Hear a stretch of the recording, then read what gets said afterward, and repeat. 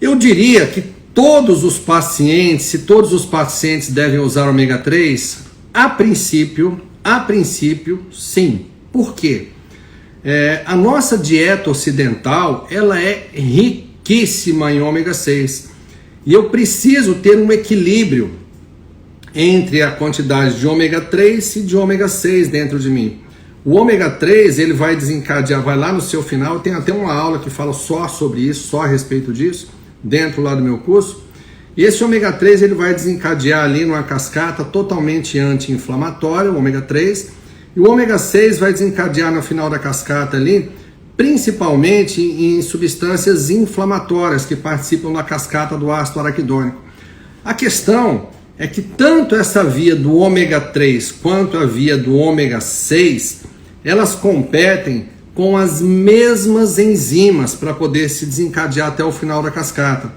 E se eu tiver uma quantidade muito maior de ômega 6 do que de ômega 3, eu vou favorecer muito mais aquela linha que vai formar as substâncias inflamatórias da cascata do ácido araquidônico e que vão estimular a minha cascata de coagulação, favorecendo com que eu entre num quadro de hipercoagulabilidade, produção de fibrinogênio, formação de trombo, e aí aumentando a incidência de formação de trombos, principalmente. Entre outras coisas, eu estou falando de uma forma muito simplificada aqui para vocês, tá?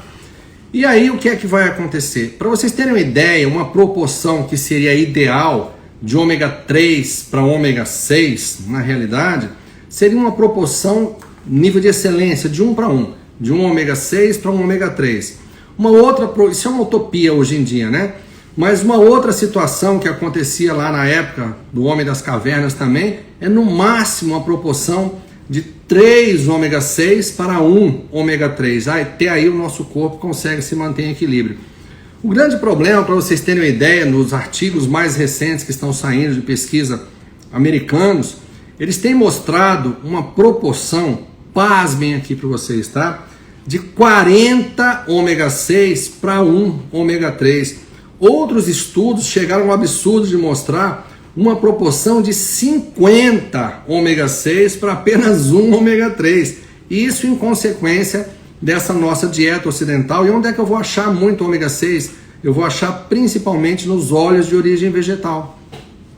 E aí é um grande problema. Se nós não temos uma alimentação muito rica em ômega 6, eu vou estar favorecendo muito mais a cascata do ácido araquidônico, uma cascata inflamatória, que vai estimular a minha cascata de coagulação e eu entro num quadro pró-agregação plaquetária com uma chance muito grande de formar trombos e fazer eventos cardiovasculares, infarto, AVC e tudo mais, tá?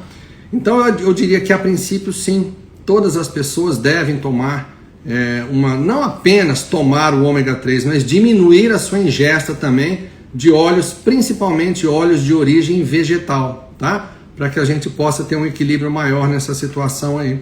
E aí ter pelo menos uma competição mais justa. Outros pacientes me perguntam eventualmente, Dr. Ronald, se eu preciso tomar aqueles compostos que vendem lá nos Estados Unidos de ômega 3, 6, 9? Não precisa tomar aquilo, tá? Porque é justamente por isso que eu já estou falando para vocês.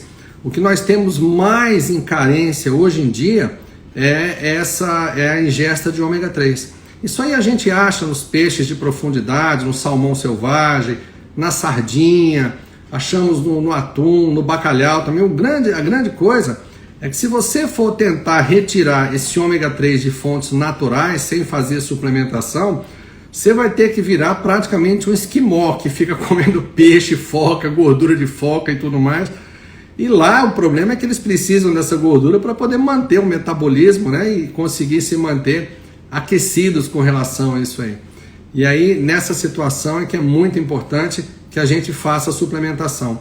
Quando eu pego pacientes com níveis de fibrinogênio muito elevados, que vai desencadear numa produção maior de fibrina, quando eu pego pacientes com... que às vezes eu leio aqui embaixo, aí me desvia um pouquinho o foco, com PCR elevada, aí eu capricho um pouquinho mais, tá? Nessa situação de reposição de ômega 3.